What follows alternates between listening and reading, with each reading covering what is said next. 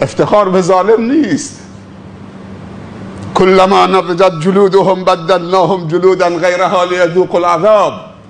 امروز طب و پیشرفت علمی ثابت کرده که اعصاب انسان در پوست انسانه.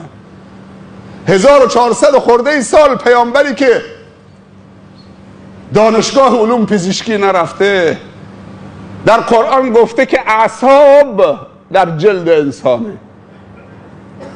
خداوند میگه کلما نضجت جلودهم بدلناهم جلودا غیرها. وقتی که در نتیجه سوزش آتش جهنم پوست جهنمیان سوخت، ما پوستشون و جلدشون رو عوض میکنیم تا عذابو بچشن، نگفته گوشتشون. اگر یه آمپولی بر بدنت وارد بشه، اون لحظه ای که با پوست تماس میگیره احساس درد میکنید. وقتی تو گوش رفت دیگه میگه جلدشون رو عوض میکنید. و روح و ریحان و جنت نعیم و نزعنا ما فی صدورهم من غل اخوانا علی سرر متقابلین. درباره بهشت میگه همش روح و ریحانه. پیامبر میگه وقتی بهشتیان وارد بهشت میشن، خداوند تسبیح خودش رو به اونها الهام میکنه. همینجور که تو بهشت میچرخن میگن سبحان الله سبحان الله سبحان الله سبحان الله. تسبیح برشون الهام میکنه.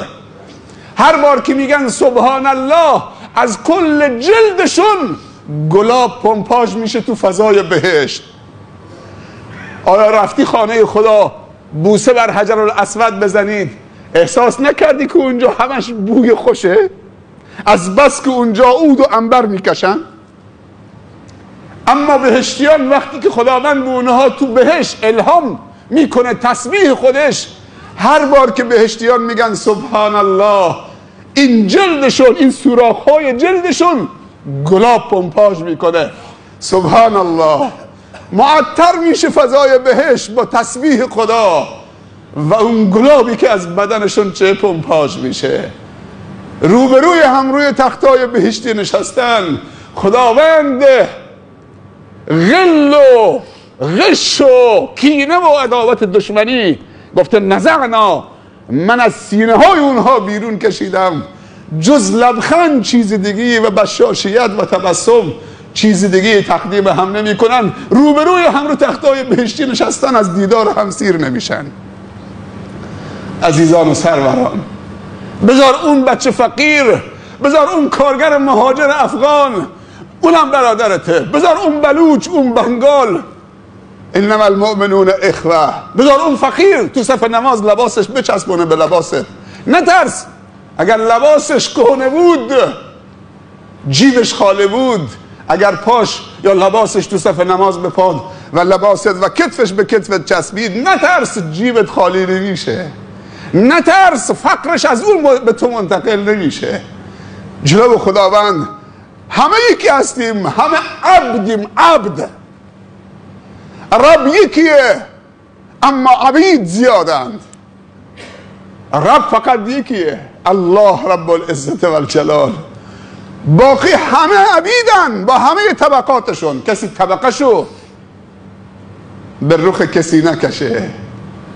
سر پل سراد میدونه که سرمایه داره، که حاکمه، که موفقه، که خوشبخته. اگر شهادتین هنگام مرگ به زبان تامند، اون موقع میدونی که تو سرمایه دارید. چون پیامبر گفته هر کسی آخرین کلامش در دنیا شهادت ان لا اله الا الله و ان محمد رسول الله باشه، اون بهشتیه. اگر نیامد هیچی به دردت نمیخوره. 4 نفر نشستن بغل گوشت، بگو لا اله الا الله، یه کلید گاو صندوق، کلید گاو صندوق. ماشینام چه شد؟ شرکتم چه شد؟ اونا به کی میرسه؟ به هر کسی برسه. ای مسکین، بگو لا اله الا الله تفلحو، بگو لا اله الا الله. اما همون فقیر درویش مسکینی که تو به نظرت نمی آمد، قبل از مرگش نمازش خونده، وضوش گرفته، مسواکش زده، غسلش زده، حلالی میطلبه، رو به قبله خودش شهادتش میده، بعد نفس خالی میکنه. بعضی همینجور چشمش مثل خون میشه، هی حلقومشون ورم میکنه، روحش میاد تا حلقومش دوباره برمیگرده. همطور جون میده نمیتونه تخلیه بشه. بگو لا اله الا الله. چی؟ تو عمرش نگفته.